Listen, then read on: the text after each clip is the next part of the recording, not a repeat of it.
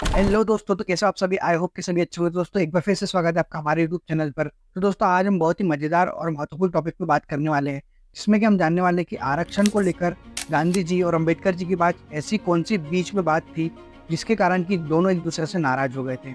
ऐसी कौन सी बात थी जिसको लेकर कि अंबेडकर जी से गांधी जी नाराज थे। ऐसा कौन सा मामला इन दोनों के बीच हो गया था जिसके कारण कि वो दोनों एक दूसरे से नाराज रहने लगे थे, और इन दोनों के बीच ऐसी कौन सी बातें थी जो एक दूसरे को खटकने लगी थी। और साथ ही दोस्तों हम जानेंगे कि पूना पैक्ट क्या है।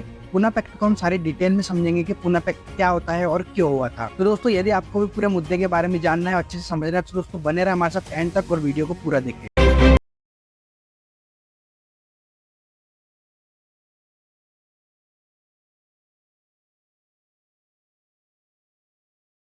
16 अगस्त 1932 को बाबा साहब अम्बेडकर की कोशिश से ब्रिटिश सरकार ने दलितों को एक महत्वपूर्ण अधिकार दी, जिसमें कि उन्हें अलग निर्वाचन क्षेत्र और 2 वोट का अधिकार मिला। यानी कि इस अधिकार में उन्हें यह प्राप्त था कि वो 2 वोट कर सकते। तो दोस्तों 2 वोट का अधिकार ये था कि वो एक वोट से अपना प्रतिनिधित्व चुन सकते थे और दूसरे वोट से किसी सामान्य वर्ग का प्रतिनिधित्व चुन सकते थे। तो दोस्तों ये जो अधिकार था ये बाबा साहब अम्बेडकर ने दलितों को दिलवाया था। लेकिन इसमें बहुत ही महत्वपूर्ण बात हो जाती है, जिसमें कि महात्मा गांधी इस अधिकार के खिलाफ थे। मतलब महात्मा गांधी इसके फेवर में नहीं थे। उनका मानना था कि इस अधिकार से हिंदू जो है वो वर्ग में बढ़ जाएंगे, मतलब कि वो समाजों में बढ़ जाएंगे और हिंदू वोटिंग जो है वो अलग हो जाएगी। और दोस्तों इस अधिकार से नाराज होते हुए गांधी जी ने यह ऐलान कर दिया कि अगर इसको नहीं हटाया गया तो वो आमरण अनशन करेंगे। तो दोस्तों 18 सितंबर 1932 को गांधी जी ने यह ऐलान किया कि अगर ये अधिकार वापस नहीं लिया गया तो वो अमरण अनशन की ओर चले जाएंगे और अमरण अनशन करेंगे। तो दोस्तों जैसे ये बात अम्बेडकर साहब को पता चली तो अम्बेडकर साहब के लिए ये बात बहुत ही झटकेदार साबित हुई, और इसके बाद बाबा साहब अम्बेडकर बहुत ही गुस्से से उभर पड़े और अम्बेडकर साहब ने कहा कि ये महात्मा गांधी की बहुत ही बड़ी चाल है। दोस्तों बाबा साहब अम्बेडकर ने इस तरह का बयान दे दिया था। उन्होंने कहा था कि ये कहीं ना कहीं गांधी जी की बहुत बड़ी चाल है।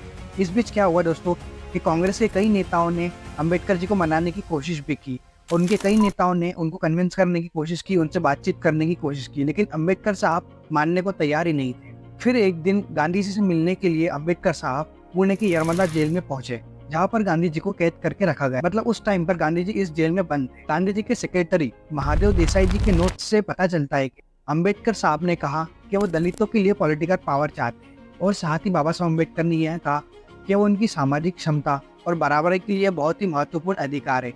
तो उन्हें ये अधिकार को महात्मा गांधी से मानने के लिए रिक्वेस्ट की कि आप इसे मान लीजिए। लेकिन दोस्तों इस बीच क्या होता है कि इस बीच दोनों अपनी जिद पर अड़े रहते हैं। महात्मा गांधी भी अपनी जिद पर अड़े रहते हैं और बाबा साहब अम्बेडकर भी अपनी जिद पर अड़े रहते हैं। बाबा साहब अम्बेडकर का यह मानना था कि अगर उन्हें यह अधिकार मिल जाता है तो दलितों के पास एक पावर आ जाएगी, और जब बाबा साहब अम्बेडकर की सरकार आ जाएगी तो उन्हें कहीं ना कहीं अच्छी क्षमता प्राप्त हो। लेकिन दोस्तों इसकी दूसरी ओर गांधी जी का मानना यह था कि इस अधिकार की वजह से जो हिंदू जो है वो आपस में बढ़ जाएंगे और हिंदू वोट जो है आपस में बढ़ जाएंगे, मतलब कि हिंदू अलग हो जाएंगे। तो इस बीच दोस्तों ये होता है कि दोनों अपनी अपनी जिद पर अड़े रहते हैं, लेकिन कोई एक दूसरे को मानने को तैयार ही नहीं था। अब दोस्तों बाबा साहब अम्बेडकर क्या करते, अपने दोस्त और तमिल नेता MC राजा से इस बारे में बात करते हैं। तो दोस्तों MC राजा बाबा साहब अम्बेडकर को समझाते हैं कि देश के लोगों की मानसिकता हमेशा दलित लोगों के लिए यही बनी रहेगी कि दलित लोगों ने गांधी जी की जान के लिए भी समझौता नहीं। और साथ ही MC राजा ने कहा कि आप अगर इस मुद्दे को लेकर नहीं माने तो कहीं ना कहीं अमरण अनशन के कारण गांधी जी की मृत्यु हो जाएगी और इसका सारा कारोबार आप पर आ जाएगा और कहीं ना कहीं आपको जिम्मेदार ठहरा दिया जाए। तो दोस्तों MC राजा के समझाने के बाद बाबा साहब अम्बेडकर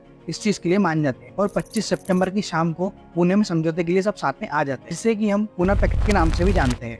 और इस समझौते में यह तय हुआ कि जो दलित लोग हैं वो भी अपर कास्ट हिंदुओं के साथ वोट डालेंगे और उनका जो 2 वोट का अधिकार है वो वापस लिया जाएगा। यानी कि दलितों को 2 वोट का अधिकार को उस समय हटा दिया गया।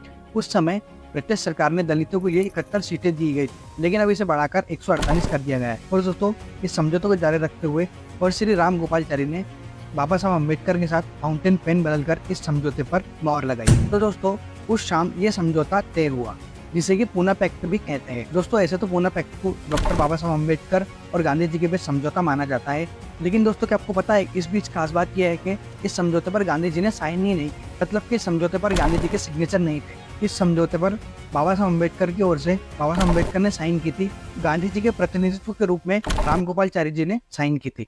तो दोस्तों मैं उम्मीद करता हूँ कि आपको पूना पैक्ट और गांधी जी और अम्बेडकर जी के बीच कौन सी मतभेद हो गई थी, कौन सा कारण था कि इन दोनों के बीच दूरियां हो गई थी, आपको बहुत अच्छी तरीके से समझ आ गया होगा। तो दोस्तों अगर आपको वीडियो अच्छा लगा है तो हमारे वीडियो को लाइक करें और हमारे चैनल को सब्सक्राइब करें। तो चलिए दोस्तों मिलते हैं वीडियो में, तब तक के लिए अलविदा, बाय बाय।